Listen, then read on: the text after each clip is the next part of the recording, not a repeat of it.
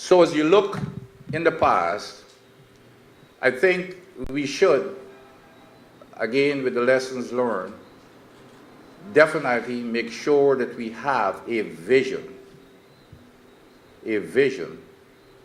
and planning, long-term planning with updates.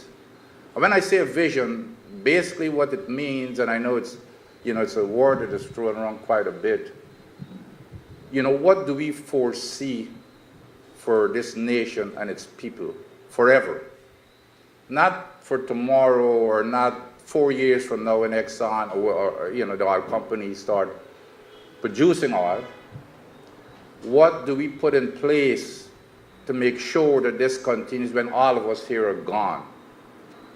It's an investment. We need to look at it in terms of an investment. It's an opportunity. I tell folks, and I've traveled quite a bit, and I'd be surprised if 1% of the entire population of the world know anything about Guyana or even heard about Guyana. But what oil is going to do, oil is going to bring attention to this country that you would not believe. It started already. And folks are going to come here and they're going to see the opportunity.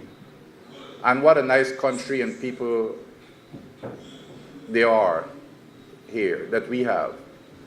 And they're going to want to open all kinds of businesses. It's not going to be oil related alone.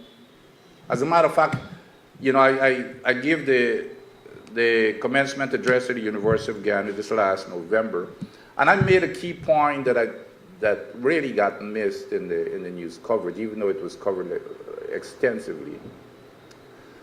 And even though I have my bias towards oil, to me, Guyana's future lies forever, the forever future lies in agriculture. However, oil should be the stepping stone for us to get there, to make the investment from the revenues in oil. The United Nations, for example, here's why I tell you why I really do strongly believe that. Of course, besides, the fertile land and all, the land of many waters, etc., the United Nations is very concerned at this time. By the year 2050, this is what? Maybe just over 30 years from now, believe it or not, the food production required to sustain this population would have to double. Imagine that, less than 30 years from now. And to compound the issue, because of climate change, lots of parts of the world will not be able to produce food that they're producing now. And because of renewable energy, as a matter of fact, corn and everything else that you can make energy from, is going to be competing for land. And if that's more attractive economically, that's what they're going to be using the land for. However, they have identified this area that they're going to be dependent upon to produce food because of the climate, vast amount of land, and hopefully, we're not going to be touched that much by climate change, etc.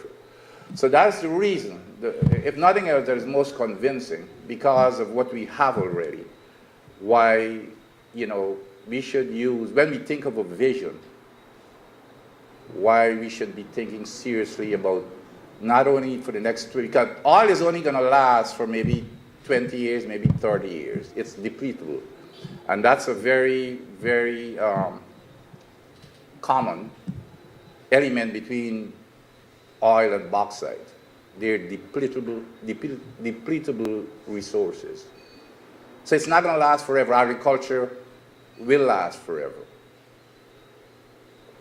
So after 20, 25 years, when oil is gone, we need to have something that we can look back and say, yes, what we put in place, something that could sustain this country economically, and for all of us to have a good, and our generations to come to have a good standard of living.